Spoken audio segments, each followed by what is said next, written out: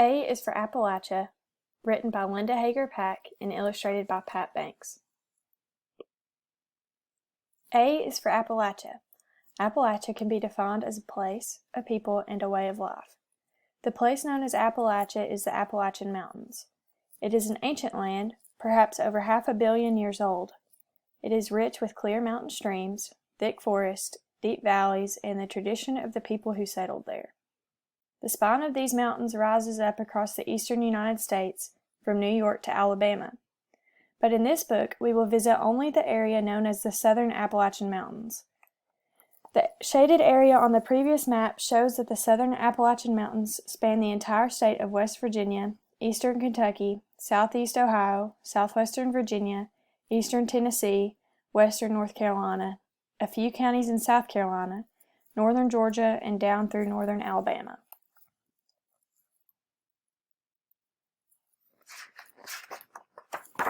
B is for baskets.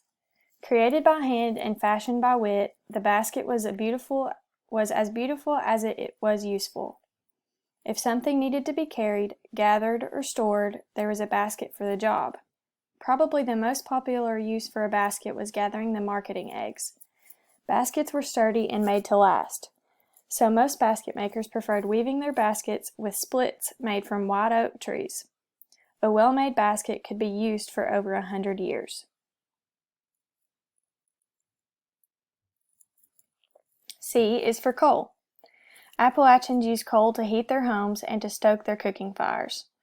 Blacksmiths used coal to fuel the hot fires they needed to forge iron and steel into tools and cooking utensils. Some mountain folk made a living by mining coal from deep inside the earth. The work was hard and dangerous, and the miners toiled long hours using picks and shovels. Miners wore lighted hats to help them see in the black darkness of the mines, and they carried their lunches in silver lunch buckets. Instead of money, coal companies paid the miners with scrip that could only be spent at the company store.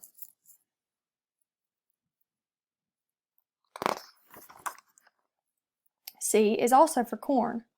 Corn was the main crop in the mountains, and every part of the plant was put to good use.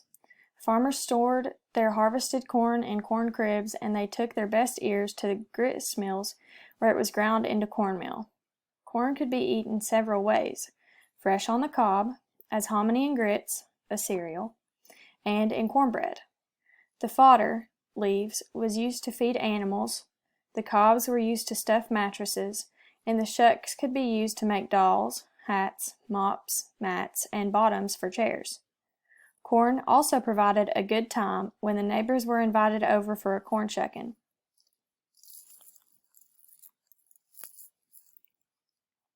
D is for dulcimer. Now there's an instrument of which to be proud. Even its name means sweet music. The dulcimer has been in the Appalachian Mountains for a very long time, and many of the old-timers called it a dulcimer or a dulcimer. The dulcimer was held on the lap and used to accompany ballads and hymns, but not in church. We like to think of it as an American instrument, but a similar instrument, the shitolt, originated in Germany, where many of our ancestors lived. You won't find a picture of a fiddle on this page. No, sir. Church-going people considered it to be the devil's box. Don't be looking at this page, young'un. It's that old devil's box that the churches preached against. You see, the fiddle was used to play fast music that made young people want to just stomp their feet and dance. Sometimes they'd stay out dancing on Saturday nights and not get up for church on Sunday mornings. That could only be the devil's doing. E is for the expressions Appalachians used. Visitors to the mountains often thought the Appalachians talked funny. Mountain people sprinkled their words with R's. Window became winder, and yellow became yaller. They stuck an A in front of the verbs and dropped a G in the endings. Fighting was a fightin', spellin' was a spellin', and guess what reading was? Instead of saying that a picture hung crooked, they'd say it was just a hanging cattywampus. These colorful expressions actually date back to the Old English spoken during the 1600s by our Scottish-Irish ancestors. When they came to America and migrated to the back country of the mountains, They carried their speech with them, and there it has stayed. F is for the farmstead. The early Appalachian people built their homes with the materials that nature provided, logs and stones. The home was the center of family life, but it took much more than a house to survive life in the rugged mountains. A woodshed sat near the house to protect the wood used for heating and cooking. A pig pen sheltered the pigs that provided the main source of meat for the family. A spring house protected the family's water source and acted as a natural refrigerator for keeping food cool. A corn crib stored the harvested corn that was so essential to the family's diet. A meat house was used for preserving and storing meat. A bee gun stand, or a group of hollow black gum logs, housed colonies of bees that made the honey needed for sweetening. A barn was built to safeguard livestock, hay, farming equipment, and tools. A sorghum mill was pulled by an ox or horse to squeeze the juice from sugar cane to make sorghum molasses, also used for sweetening. All of this, and we still haven't talked about the garden.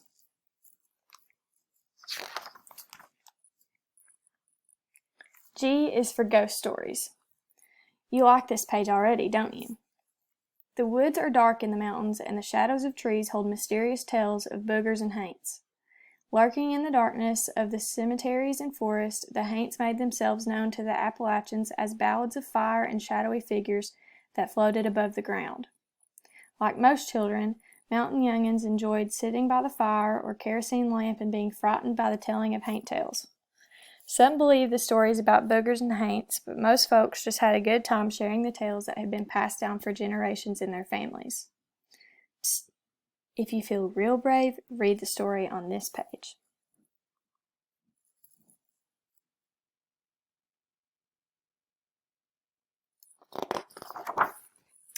H is for happenings. Working hours were from sunup to sundown, but work wasn't all that happened in the mountains. Or was it? Families took Sundays off to go to church meetings with all-day singing and eating on the grounds. They also got together for bean stringings, candy breakings, molasses making, hog killings, pea thrashings, candy pullings, and pie suppers at school. Perhaps the most fun they had was at a corn shucking. A man would send the word out when he was ready to shuck his corn, and the neighbors would come in to help. The neighbors would shuck corn until dinner time, when they would sit down to a huge feast prepared by the women in the host family. The teenagers looked forward to corn shuckings because any boy who found a red ear of corn got to kiss the girl of his choice. I is for iron. Iron was essential in the lives of the early Appalachians. It was forged by the blacksmith to make tools, guns, cooking utensils, hinges, chains, hooks, nails, and barrel hoops. The blacksmith forged the iron by heating it and then hammering it into the form he needed. He made repairs using the same method because nothing was ever thrown away in the mountains. The blacksmith's skill made him a very valuable member of the mountain community.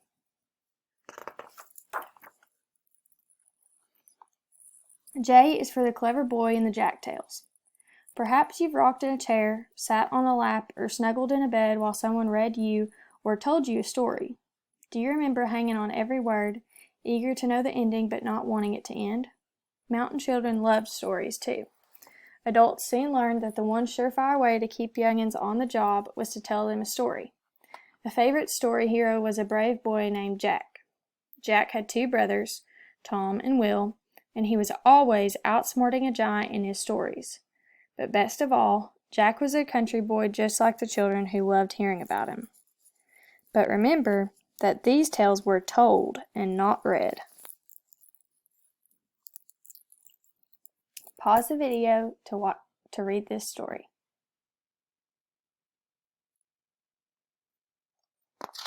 K is for knife. A mountain man didn't consider himself properly dressed unless he was carrying a pocket knife. If the knife was a rustled Barlow, then that was even better.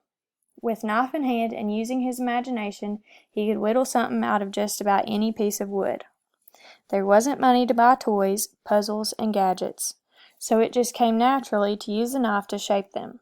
And whittling was a good way to keep busy while a person caught up on the latest news from his neighbors. L is for letter edged in black. There was only one thing that could halt all activity in the mountains: a death. The death was announced to neighbors with the tolling of a bell. The haunting sound of the first ring told them to listen. Then the bell tolled one time for each year the person had lived. People living outside the mountains were given the news of a death in a letter edged in black. This song explains the sorrow a man feels when he receives such a letter in an envelope that is also edged in black.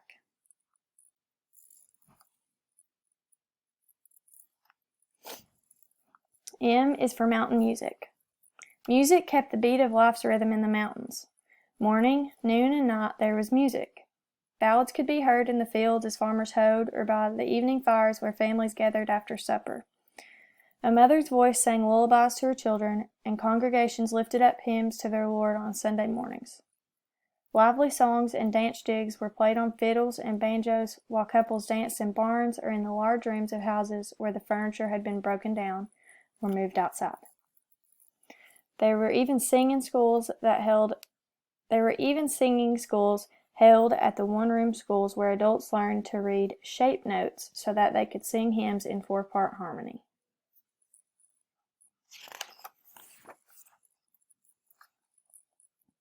N is for Native Appalachians. The first people to set in the Appalachian Mountains were the Aniwaya, the principal people. We know them today as the Cherokee. Their ancestors walked across a land bridge from Asia thousands of years before Columbus made his journey to America. The Cherokee were farmers, and their main crops were the Three Sisters: corn, beans, and squash. The women did the farming and gathered berries, nuts, and wild plants from the forest with their children. They made clothing from tanned deerskin using needles made from bone. The men fished, they hunted deer, turkey, and bears. They fought enemies, and they traded with outsiders. The Cherokee lived in villages near rivers, and each village had families from the 7 different Cherokee clans: Bird, Paint, Deer, Wolf, Blue, Longhair, and Wild Potato. A village might have as many as 40 to 60 dwellings, with a council house located in the center. It was in the council house that government meetings, celebrations, and religious ceremonies were held. O is for the one-room school. School in the mountains began at the end of harvest and ended in time for the spring planting. Students were often called scholars. They walked as far as 4 miles to school, often barefoot, where they learned the 3 R's and their A-B-abs. The weekly spelling bee was a favorite activity, and adults often came to school on Fridays to join in the competition. Children carried their lunches in hand-woven oak baskets or silver lard buckets with tight-fitting lids. The baskets and buckets were placed on a high shelf in the back of the room, and inside were lunches of sweet milk and cornbread, biscuits and honey, leftovers from breakfast or supper the night before, or maybe even a hammer and walnuts to crack.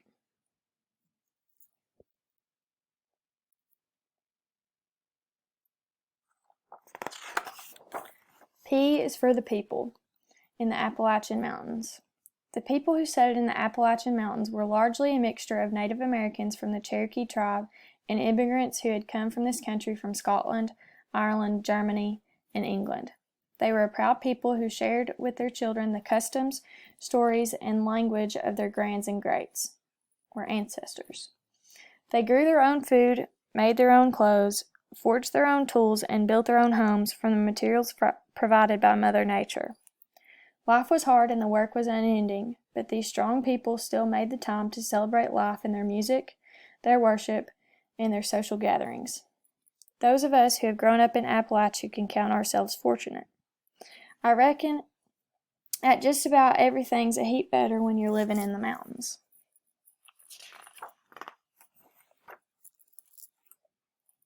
Q is for quilts, sometimes known as bed covers.